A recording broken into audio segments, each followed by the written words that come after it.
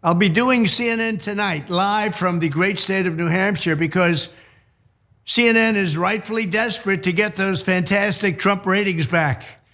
They were ratings like none other, and they want them back. They made me a deal I couldn't refuse. Could be the beginning of a new and vibrant CNN with no more fake news, or it could be a total disaster for all, including me. Let's see what happens. What? Such a natural salesman.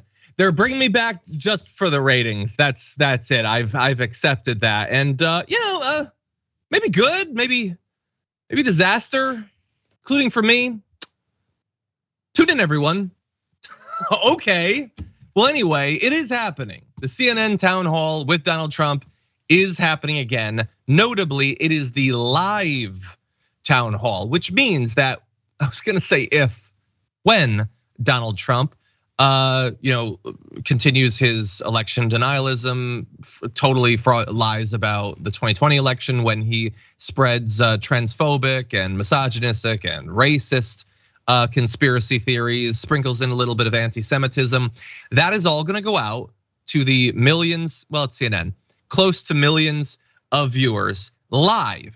So whether they do fact checking after the fact, whether Anderson Cooper checks something, they will be live spreading vicious misinformation that they have warned against for a year. They've been talking about Trump as a threat to democracy for years, but as he rightly points out, he's gonna give them ratings, so they're doing it anyway, JR.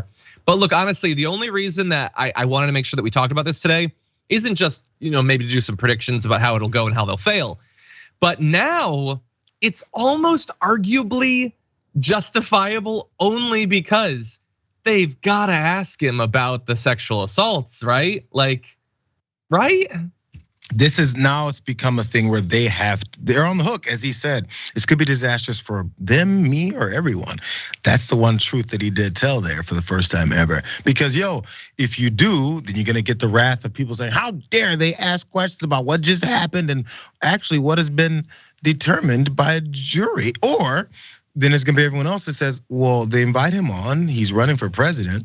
It's pretty obvious that this is something people may wanna know anything about what he's thinking or saying about this, because again, we always worry about our politicians, maybe morals and whether or not they come into office with these types of luggage, this type of baggage that they got on their backs. But now everybody's got to figure a way to line up and make sure that they're on the right side of this, which is gonna be tricky.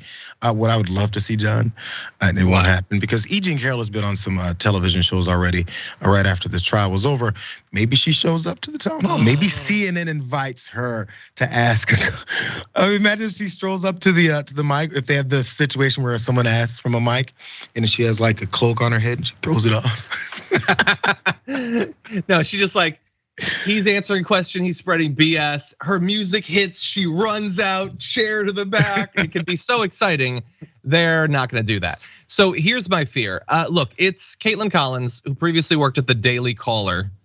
Anyway, look, I haven't followed her career. People say that she asked him some tough questions over the past few years. Okay, well then I will bear that in mind and I will maintain hope that she'll be ready for him. And when I say that, I mean very specifically, he tells the same lies over and over and over again. There is no excuse to not have very specific responses to the exact same lies he's gonna tell. So I'll just say that. My fear though, is there are a million awesome, timely questions that people could ask.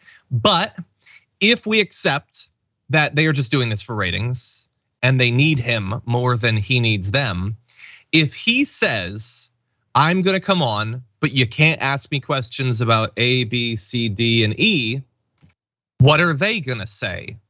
No, we're gonna ask you fair, journalistic, balanced questions, blah, blah, blah. We're gonna do what we're supposed to do or are they gonna say, well, yes, sir, we really want you to be on our program, sir. We really want the ratings, sir. I feel like they're gonna give him whatever he wants at this point, but what do you think? Yeah, exactly. I mean, it's one of those things that we know how the restructuring is happening from the top with CNN. So they're trying to have this whole thing where they're finding themselves what they think is the middle as they lean further to the right. So this is a big, it's a big indication of that plan and maybe to bring in those viewers. Again, it's not just the Newsmaxes of the world that are looking for some of these viewers of Fox that are finding themselves upset about how they're still on the hard right, but they've been told that they're not. But CNN's probably doing the same thing. This is their big opportunity. How are they gonna play it? And that is my one worry. They might be playing it to try and get some of those viewers, because we know this is definitely not about politics for CNN, at least from the top brass of it. It's about that money. I just realized unless we are, and I wasn't asked, we'll find out.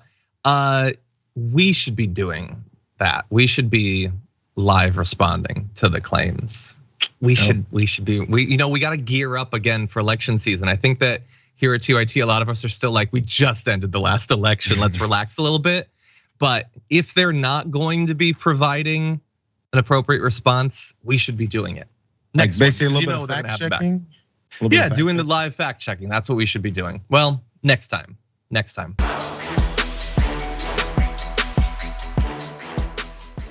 Check out the Damage Report podcast each day, wherever you get your podcasts, whether Pocket Casts or Stitcher or iTunes.